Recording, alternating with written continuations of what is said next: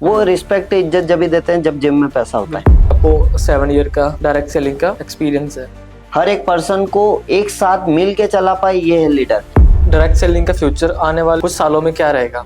मैंने दिल्ली की सीएम श्रीमती रेखा गुप्ता जी को भी डायरेक्ट सेलिंग के बातें सुनी है। लोग हैं वो इस बिजनेस के बारे में बहुत बुरा बोलते हैं। नमस्कार दोस्तों, मैं आपका अपना कुलदीप शर्मा आप सबका स्वागत करता हूं बुकाना टॉक शो में। दोस्तों, जैसे आपको पता है, इस टॉक शो के माध्यम से हम डायरेक्ट सेलिंग के लीडर्स के साथ आपको मिलवाते हैं। आज हम बुकाना कम्युनिटी के बहुत ही होनदार, बहुत ही शानदार लीडर से आपका परिचय करवाना चाह रहे हैं। वेलकम टू बुकाना टॉक शो अजय जी। बहुत बहुत धन्यवाद कुलदीप जी आपका, जो इतना अच्छा मौका दिया आपने मुझे टॉक शो में आने का। अजय जी, थोड़ा अपने बारे में बताएंगे हमें? मेरा नाम अजय जाट है। बेसिकली इंदौर के छोटे से गांव से बिलोंग करता हूं। जी। बात करूं फादर साहब की तो खेतीबाड़ी का कामकाज संभालते हैं जी। हमारी जॉइंट फैमिली है, जिसमें अंकल है, मम्मी, आंटी है। जिसके बाद अंकल जी है, वो छोटा सा दूध का हमारा बिजनेस है। अच्छा। एक छोटी फैमिली से बिलोंग करता हूँ और आज डायरेक्ट सेलिंग कर रहा हूँ। 7 ईयर कंप्लीट होने वाले हैं मुझे। जी। और बाकी अभी भी डायरेक्ट सेलिंग कर रहा हूँ बुकाना कम्युनिटी के साथ। जैसे अजय जी आपने बताया कि आपको ये 7 साल कंप्लीट हो चुके हैं इस बिजनेस में, तो इस 7 साल में अपने बहुत से अप डाउन्स देखे होंगे, तो आपका कैसा स्ट्रगल रहा? ये काफी पुरानी बात है। 7 ईयर पहले से स्टार्टअप किया है मैंने। जी। हर टाइप से के लोगों मिले, काफी उतार चढ़ाव आए। अगर जिंदगी के बारे में बात करूंगा तो शायद आपको बातें और टाइम हमारा बहुत हो जाएगा। तो मैं थोड़ा शॉर्ट फॉर्म में समझाना चाहूंगा। जब मैंने ये बिजनेस स्टार्ट किया तो मैं ऐसी कोई बड़ी फैमिली से बिलोंग नहीं करता हूँ कि कोई हाईएस्ट वर्ल्ड रिचेस्ट पर्सन हो या कुछ छोटी सी फैमिली से बिलोंग करता हूँ। हमारे बिजनेस में कहीं पापा हो गए, अंकल हो गए, तो सिर्फ मैंने आपको बताया ये कि दूध का कामकाज है छोटा सा। तो बिजनेस से कहीं कनेक्शन थे ही नहीं। जब मैं इस बिजनेस के पहले पड़ाव में आया, जब मैंने बिजनेस को स्टार्ट किया तो मुझे बिजनेस का कुछ भी पता नहीं था। मैं जब आया तो मैंने काफी चैलेंजेस फेस भी करे, काफी लोगों से मिला भी हूँ। मुझे स्किल बोलते इंट्रो देने में भी परेशानी होती थी। जब मैं ट्रेनिंग सेशन में आया तो जब ट्रेनिंग लगाने आया था मैं, तो उस समय भी मैं एक डर सा अंदर था, बोल नहीं पाता था लोगों के सामने। जब मैं बात करता था तो एक हिचकिचाहट थी, सोच में फर्क था। पर ये सोचता हूँ कि मेरे जैसे यूथ के लिए, एक नए पर्सन के लिए ये बहुत बड़ा फेस था। मैं जब आया था, मैं बाहर के मार्केट में जब मैंने स्टार्टअप किया था, इस 7 ईयर के पहले की थोड़ी सी जनरी बता रहा हूँ मैं आपको। जब मैंने स्टार्ट किया तो जब मेरे पास पैसे भी नहीं थे, सोचो नया बिजनेस है, नया एक काम देने आया था, नाम काम शोहरत कुछ काम करने आया था कि मैं ये सोचता था कि एक बड़ा बिजनेस करूंगा। एक टारगेट से को लेके मार्केट के अंदर आया था। मुझे पहले ये भी नहीं पता था कि कुछ कार और अचीवमेंट्स लेना पड़ती है। पर आज भगवान की दया से अच्छा खासा कामकाज है, अच्छा खासा साम्राज्य बना रखा है, अच्छा खासा बिजनेस करता हूँ। ऐसे अचीवमेंट से तो मैंने बाइक भी ली है, पहले कार ली थी, उसके बाद वेन्यू थोड़े दिन पहले लिए। तो ये सिर्फ सेल्फ कॉन्फिडेंस और सेल्फ बिलीव के कारण मैं ले पाया हूँ। और इस बिजनेस को अगर मैं यही बोलूंगा, सबसे बड़ा अगर हमें बिजनेस करना है तो वो है माध्यम सेल्फ बिलीव। अगर आपको सेल्फ ट्रस्ट है तो आपको इस बिजनेस में कोई भी नहीं रोक सकता है। डायरेक्ट सेलिंग एक ऐसा बिजनेस है जहां हर पर्सन, मैं ये बोलूंगा अगर डायरेक्ट सेलिंग कोई भी पर्सन लीडर है तो जरूर अप डाउन उन्होंने देखे। और ये जो अप डाउन का जो ये स्ट्रगल लाइफ होती है, जिस लीडर ने ये स्ट्रगल लाइफ देखी, वही एक बड़ा अचीवमेंट प्राप्त किया है। और उसी पर्सन ने जाके कुछ कामकाज किया है, अपने ड्रीम के लिए किया है। कोई भी ऐसा पर्सन आप जानते हुए बिजनेस के अंदर अप डाउन चलते, चाहे छोटा चाय का बिजनेस हो गया, चाहे कोई डायरेक्ट सेलिंग इंडस्ट्री हो गई। और मैं यही चाहता हूँ कि कोई भी पर्सन अगर डायरेक्ट सेलिंग कर रहा है, चाहे बुकाना इंडस्ट्री में या चाहे अदर इंडस्ट्री में, कहाँ पे बहुत सारी इंडस्ट्रियां होती है आज, सबके बिजनेस करने के तरीके अलग है। हमारी बुकाना इंडस्ट्री का तरीका अलग है। तो मैं ये बोलूंगा, पहले लोगों से बात करता था तो एक हिचकिचाहट थी। जब ट्रेनिंग देने जाता था पहले इंट्रो नहीं देता था। आजकल तो मैं क्लास भी करता हूँ, तो आज आपके सामने भी बैठा हूँ और आपके सामने बोल पा रहा हूँ। तो ये डायरेक्ट सेलिंग इंडस्ट्री है। पहले मुझे इंट्रो भी देते नहीं आता था, आपको बोल ही चुका हूँ। पर आपके सामने बोलने की कला, आज आपके सामने बैठने की कला, आज हिचकिचाहट नहीं है। आज मैं 100 लोगों के, अपन 2 हैं, ऐसे मैं हजारों लोगों के सामने भी ये बात दर्शा सकता हूँ। और ये मेरा सेल्फ कॉन्फिडेंस। और ये आप सोच लो कि ये स्ट्रगल लाइफ बहुत डेंजरस रही है। मेरे खाने के भी पैसे नहीं थे, किसी दिन रूम रेंट नहीं थे, पर कभी भी मन में ये नहीं आया कि एक बार फैमिली से पैसा ले चुका था मैं। और वो दिन काफी आज भी आंखों नम हो जाती है अगर वो चीज, वो दौर देखता हूँ। और भगवान की दया से वो दौर आना भी नहीं चाहिए। और मैं ये चाहता हूँ कि जो भी इंडस्ट्री में काम करे उनको भी उस दौर से गुजरना ना पड़े।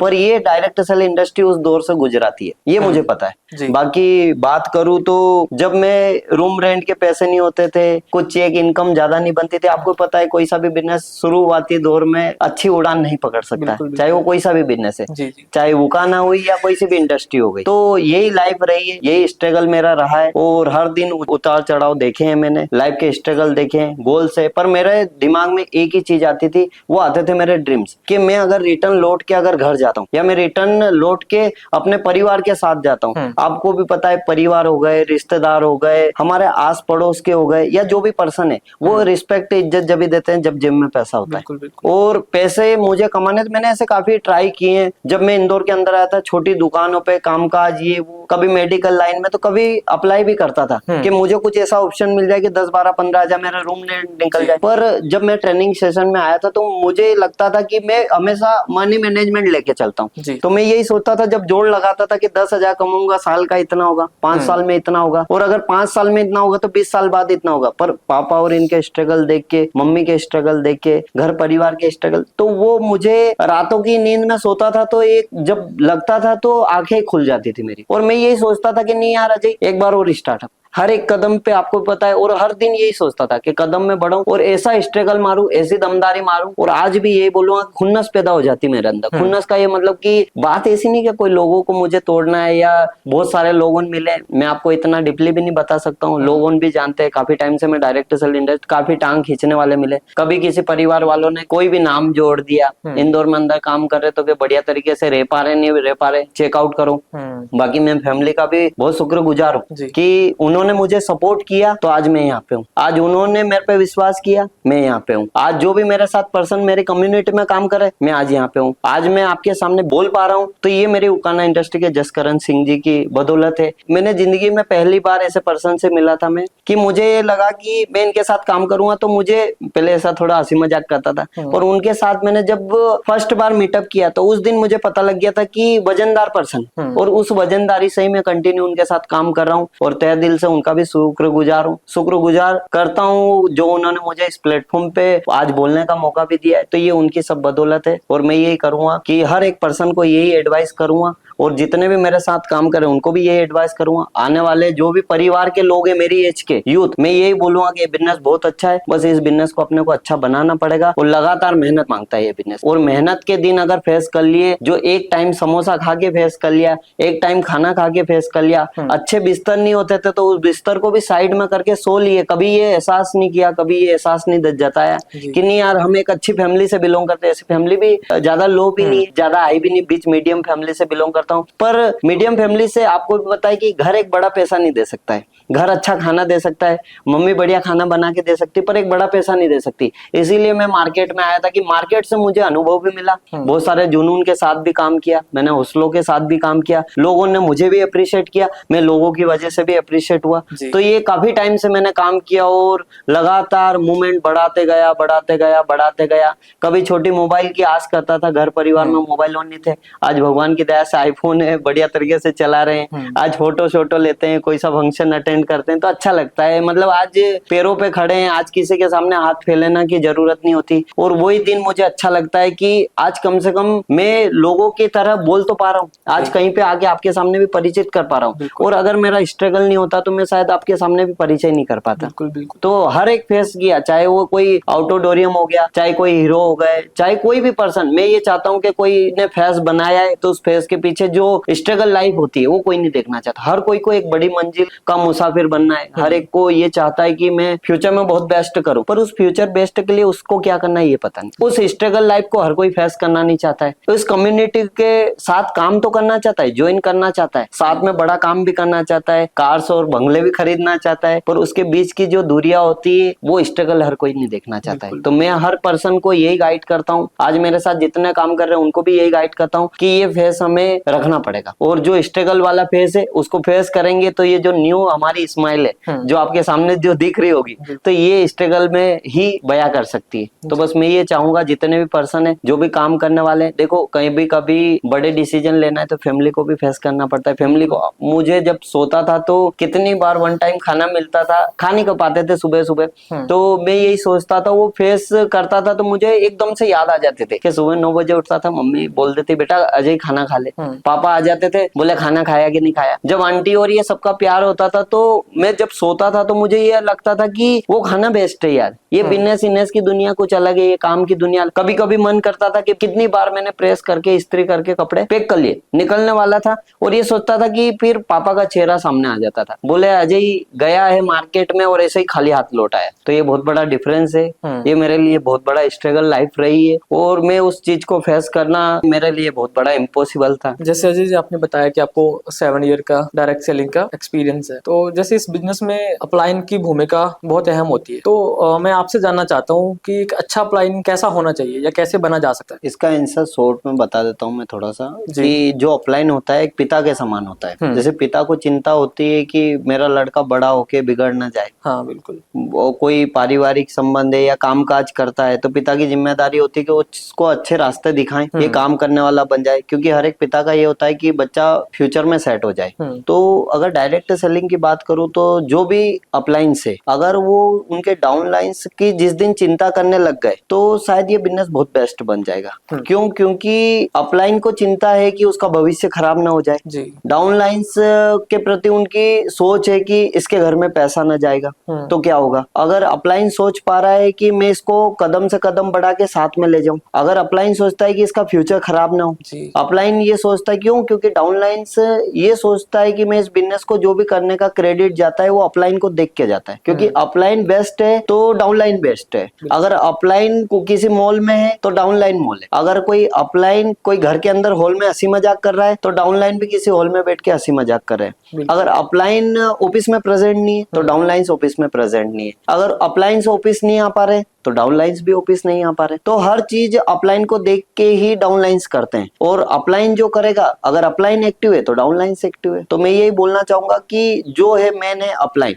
अगर अपलाइन सक्सेस होना चाहता है तो डाउनलाइन की सक्सेस कोई नहीं रोक सकता है, क्योंकि डाउनलाइन भी अपलाइन को देख के ही बनता है जी। और किसी दिन वो डाउनलाइन भी किसी का अपलाइन होगा, उसका भी डाउनलाइन फिर वो किसी का अपलाइन होगा, और ये बिजनेस में टीम वर्क का काम होता है। और यहाँ हर एक डाउनलाइन किसी न किसी दिन अपलाइन होता है, क्योंकि किसी का पिताजी है, अगर बच्चा अच्छे स्ट्रगल करने वाला बनाया है तो वो बच्चा भी किसी दिन किसी बच्चों का पिता बनेगा, फिर वो भी वही गाइडेंस, क्योंकि देख के काम होता है। अगर अमेरिका के बच्चे तो डायरेक्ट इंग्लिश बोलते हैं, पर अपने अगर भारत देश के हैं तो शायद मालवी भी बोलते हैं, गांव से बिलोंग करने वाले गांव की भाषा यूज करते हैं। तो जैसा परिवार है वैसे ही सीखते हैं सारे बच्चे। अगर अपलाइंस जैसे अगर सेंटर में अगर अपलाइंस है तो जो डाउनलाइंस जिस रूम में रह रहे हैं, चाहे वो 6 पर्सन रह रहे हो, चाहे उनकी कम्युनिटी साइज कम से कम 20 हो, 30 हो, 40 हो, तो जैसा अपलाइन करेगा वैसे ही वो बनते जाएंगे। तो हो सकता है अपलाइन बेस्ट हो तो आने वाले मार्केट में बहुत अच्छा काम कर सकते हैं। क्यों? क्योंकि अपलाइन मजबूत है, और सबसे पहले अपलाइन अगर मजबूत है तो डाउनलाइंस मजबूत है। और आप देख ही सकते हो डायरेक्ट सेल इंडस्ट्री में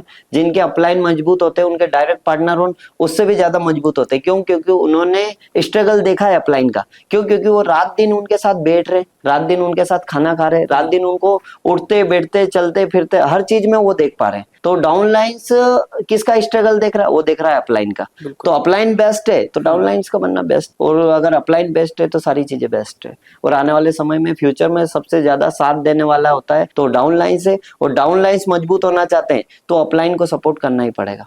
और अपलाइन डाउनलाइन मिलकर बहुत अच्छा बिजनेस ये कर सकते हैं, और कम्युनिटी साइज को भी डबल कर सकते हैं। क्योंकि अधिकतर आज के समय में देखा जाए तो अपलाइन डाउनलाइन के रिलेशन बहुत खराब होते जा रहे हैं, और इसी का कारण है क्योंकि अपलाइन हर चीज में चाहता है कि डाउनलाइन उससे बेस्ट करे। ये पहले के समय में होता है, पर आज की स्ट्रगल लाइफ कोई भी देखना नहीं चाहता है। फिर पहले मैं आपको बता चुका हूँ ये, और डायरेक्ट सेलिंग में हर कोई चीजें सोचता बड़ा है पर कर नहीं पा रहा है। पर डाउनलाइन को भी अगर करना चाहे, बड़ा करना चाहे, तो अपलाइन का सपोर्ट करना ही पड़ेगा। अजय जी, जैसे आपने बताया कि ये एक टीम वर्क है, तो आजकल लीडर्स को एक प्रॉब्लम आ रही है कि वो अपनी टीम को एक्टिव नहीं रख पा रहे, तो इसको एक्टिव कैसा रखा जाए? जैसे कि कुलदीप जी, अगर आज के समय में टीम एक्टिव रखना है तो सबसे ज्यादा साथ में रह रहे हैं अपलाइन के साथ जी। अगर अपलाइन हॉल के अंदर है तो टीम हॉल के अंदर है, अगर अपलाइन ऑफिस के अंदर है तो टीम ऑफिस के अंदर है, अगर अपलाइन एक्टिव है तो टीम वाले एक्टिव है, अगर अपलाइन क्लास कर रहा है तो डाउनलाइन पीछे बैठ के क्लास सीख रहा है, अगर अपलाइन प्लान दिखा रहा है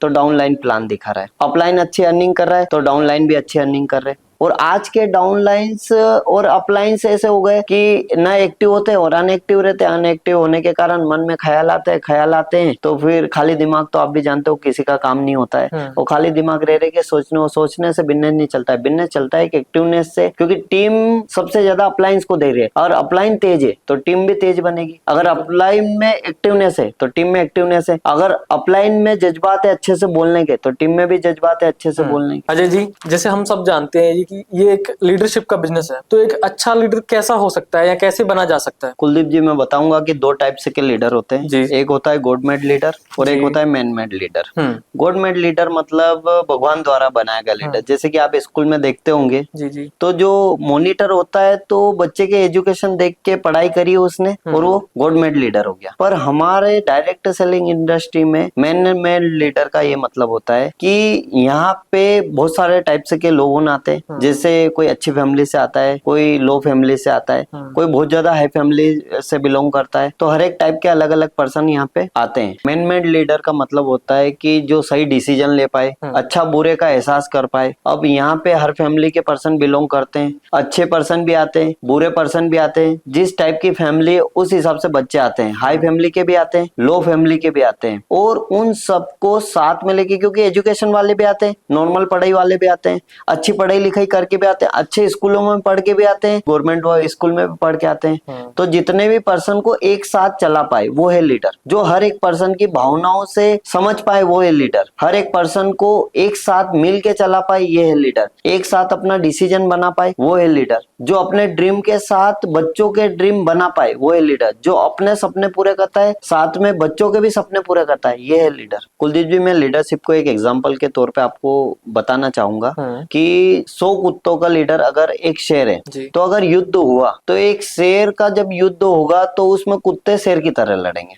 पर जब 100 शेर का एक कुत्ता लीडर रहेगा तो वो जब युद्ध का समय आया तो उसने भौंकना सीखा है। और जब वो भौंकेगा तो 100 शेर जो शिकार करते हैं वो भी भौंकेंगे। क्यों? क्योंकि लीडर जो टीम की लीड कर पा रहा है तो कुत्ते की लीड शेर कर पा रहा है और शेरों की लीड कुत्ता कर पा रहा है। अब डिफरेंट यही कहता है कि लीड कौन करने वाला है और जो लीड करता है वही लीडर होता है। अजय जी, जैसे मार्केट में बहुत सी कंपनियां चल रही है, हर दिन नई कंपनी ओपन हो रही है, तो एक नया पर्सन जो डायरेक्ट सेलिंग में आना चाह रहा है वो कैसे पहचान सकता है कि ये स्कीम है, स्कैम है या डायरेक्ट सेलिंग? इसका सीधा सा आंसर दूंगा मैं आपको कि अगर डायरेक्ट सेलिंग चूज करना है तो 2016 के पहले कोई भी डायरेक्ट सेल इंडस्ट्री को नहीं जानता था जी। लेकिन 2021 में नियम और कानून शर्तें लागू हो गई है गवर्नमेंट सरकार द्वारा कि कोई भी प्रोडक्ट कम प्राइस का होना चाहिए। और नियम शर्तें में ये भी बताया गया कि उनका प्लान नियम शर्त के अकॉर्डिंग है तो वो कंपनी इंडस्ट्री काम कर सकती है 2021 के बाद।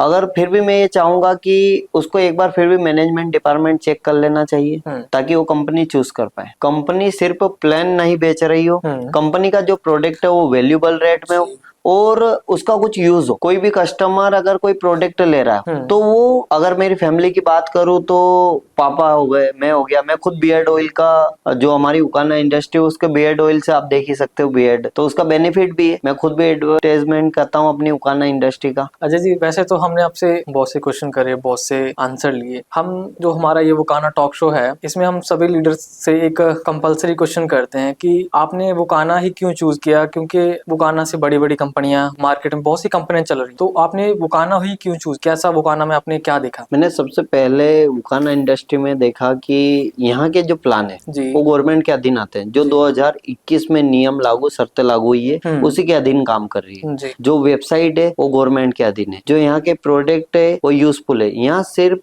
बिजनेस पार्टनर बना के ही काम नहीं हो रहा, एक परिवार भी इसके साथ जुड़ रहा है। जैसे ऑर्थो ऑयल हो गया, तो आज जो भी जोड़ों के दर्द जो भी हमारे परिवार में, जो भी हमारे फैमिली में वो यूज कर रहे हैं वुकाना का प्रोडक्ट। दूसरी चीज जो बियर्ड ऑयल हो गए तो मैं भी उसका यूज कर रहा हूँ। तो ऐसे बहुत सारे, अगर कुर्तियां हो गई, साड़ियां हो गई, तो जो भी हमारे परिवार में लग रहा है वो उकाना की। आपके सामने जो शर्ट पहना हुआ प्रोडक्ट उकाना इंडस्ट्री का है। तो जितनी भी नियम शर्तें सारी, ये जो उकाना इंडस्ट्री वो शर्तें के ही अधीन काम कर रहे, गवर्नमेंट के अधीन ही काम कर रहे। तो शायद मुझे नहीं लगता है कि आने वाले समय में या फ्यूचर में कुछ दिक्कत आएगी प्लेटफॉर्म पे। अगर पर्सन कोई भी है अगर गलत चूज कर लेगा तो आज नहीं तो कल चाहे टीम बना ले, चाहे अच्छा काम बना ले, उसके बाद उसका फ्यूचर गंभीरता में आ। आप मार्केट में देख सकते हो कितनी इंडस्ट्रियां बंद हो चुकी है, कितनी इंडस्ट्रियां काम नहीं कर रही, कितनी इंडस्ट्रियां रन अप नहीं हो पा रही। वो यही है क्योंकि वो गवर्नमेंट के अधीन काम नहीं करती। किसी लीडर का डिसीजन बनने पे अगर वो काम नहीं कर पाया तो उसके साथ में काफी जिंदगियां जुड़ी होती है, काफी गरीब पर्सन भी उसके साथ एड है। तो अगर उसका डिसीजन गलत हो गया तो शायद बहुत सारों के फ्यूचर खराब हो जाते। इसीलिए लोग उन डायरेक्ट सेलिंग को गलत बोलते हैं। क्यों? क्योंकि उनका डिसीजन सही वे में हो नहीं पाया, उन्होंने नियम शर्तें पढ़ी नहीं, कानूनी की जो शर्तें निकली है वो नहीं पढ़ी, इसी वजह से उनका डिसीजन गलत। और आज इंडस्ट्री में गलत डिसीजन की वजह से वो अपना काम नहीं कर पाए और काफी बच्चों के फ्यूचर खराब हो गए। अजय जी, हमारी ऑडियंस का एक क्वेश्चन है कि जब एक पर्सन बिजनेस को स्टार्ट करता है तो वो एक अच्छी इनकम कैसे जनरेट कर सकता है? मैं आपको छोटे से तरीके से समझाना चाहूंगा। अगर एक बड़ी अर्निंग करना है कोई किसी भी पर्सन को, तो ये सेम बाहर जैसा बिजनेस है, जैसे दुकान जैसा बिजनेस है। जिस तरह से दुकान को एक बड़ा डेवलप करना है तो वहां पे भी मेहनत और स्ट्रगल लगती है। अगर यहाँ पे भी बिजनेस करना है तो यहाँ पे भी स्ट्रगल। ऐसा नहीं कि 10,000 का प्रोडक्ट लिया और कल लाख रुपए की अर्निंग हो जाएगी। अगर इस बिजनेस को करना है तो जिस तरह से उसकी टीम साइज होगी उस तरह से उसके पास प्रोडक्ट सेलिंग होगी, जिस तरह से प्रोडक्ट सेलिंग होगी उस हिसाब से उसकी इनकम होगी, और जिस तरह से उसकी इनकम होगी उसी हिसाब से उसकी अर्निंग होगी। और जितनी अर्निंग होगी उसी के हिसाब से वो इतने अचीवमेंट ले पाएगा, और जितनी बड़ी अचीवमेंट ले पाएगा उतनी उसको इज्जत मिलेगी। यहाँ पे जो भी इनकम टीम पे डिपेंड करता है। जो टीम बनाना सीख गया वो एक बड़ी इनकम भी बना सकता है, जो बड़ी टीम बना सकता है वो बड़ी इनकम भी ले सकता है। अजय जी, आपके अकॉर्डिंग डायरेक्ट सेलिंग का फ्यूचर आने वाले कुछ सालों में क्या रहेगा? जैसे कि कुलदीप जी, मैं आपको बताना चाहूंगा कि 2021 के पहले नियम शर्तें नहीं थी, और अब 2021 के बाद नियम शर्तें आने के बाद मैंने दिल्ली की सीएम श्रीमती रेखा गुप्ता जी को भी डायरेक्ट सेलिंग के बातें सुनी है और सभी को पता है। और आने वाले समय में मैं ये बोल सकता हूँ कि 2035 तक तो नहीं पर 2030 तक आने वाले समय में इंडिया में खुद प्रधानमंत्री जी खुद बोलेंगे कि कहीं ना कहीं युवाओं को ये डायरेक्ट सेल इंडस्ट्री करना चाहिए, डायरेक्ट सेल बिजनेस करना चाहिए। और ये अपॉर्चुनिटी देता है सिर्फ डायरेक्ट सेल, जो आने वाले युवा पीढ़ी के लिए एक बड़ा बिजनेस और कितने ही परिवारों को रोजगार उपलब्ध करा सकता है। देख सकते हो आप आईटी सेक्टर आने के बाद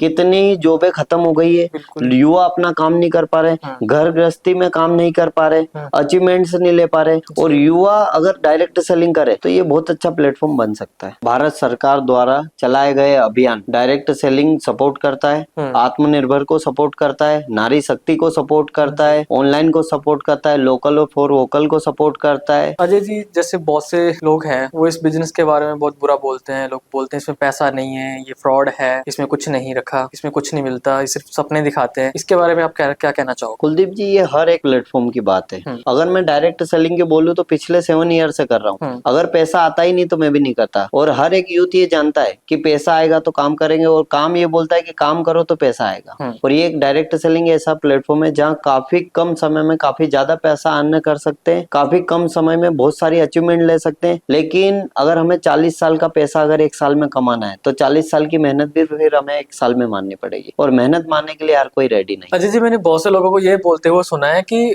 इस बिजनेस में लैंग्वेज का बहुत इशू आता है। क्या बात ये सच है? ये बात सच तो नहीं है, पर मैं ये बोलूंगा कि मैं तो कभी भी, क्योंकि मैं एक गवर्नमेंट स्कूल से पढ़ा था जी। दूसरी बात ये कि लैंग्वेज, मेरे जितने भी टीम मेंबर है तो अधिकतर पर्सन गांव से ही आते हैं। तो मैं ये चाहता हूँ कि जो भी मेरे वर्डिंग होते हैं मैं गांव के थ्रू, ये बात नहीं होती कि सिर्फ इंग्लिश के थ्रू ही बच्चों को समझाया जाए। ये भी हो सकता है कि टीच करने वाला अगर लीडर है या मेरे जैसा है कोई, तो मैं ऐसी बातें बोलता हूँ या मैं उनको जिस तरह से उनको समझ में आता है मैं उस तरह से ट्रीट, क्योंकि पढ़े लिखे लोगों को पढ़े लिखे के हिसाब से ट्रीट करना पड़ेगा। बीटेक वाला है तो बीटेक जिस्ट बात करनी पड़ेगी। तो मेरे अधिकतर टीम मेंबर में बहुत सारे पढ़े लिखे भी है, बहुत सारे गांव वाले भी पर्सन है। तो मैं हमेशा ये नहीं सोचता हूँ कि मेरी लैंग्वेज क्या है, बस मुझे ये होता है कि मैं अपना 100% दूं और बच्चों को अच्छे तरीके से समझा पाऊं ताकि वो मेरी बात को समझ पाए। क्योंकि बेटर ये नहीं करता है कि अच्छी लैंग्वेज हो, क्योंकि हर एक अच्छी लैंग्वेज वाला भी अनपढ़ है और नहीं पढ़ रहे तो उनके पास भी बड़े एम्पायर है, बड़ा बिजनेस है। तो ये नहीं होता इस बिजनेस के अंदर, क्योंकि इस टाइप में अपना बिजनेस ही ऐसा है डायरेक्ट सेलिंग इंडस्ट्री कि हर टाइप के पर्सन आते हैं, पढ़े लिखे भी आते हैं, अनपढ़ भी आते जाते, कभी कभी 5वीं पास भी आ जाते।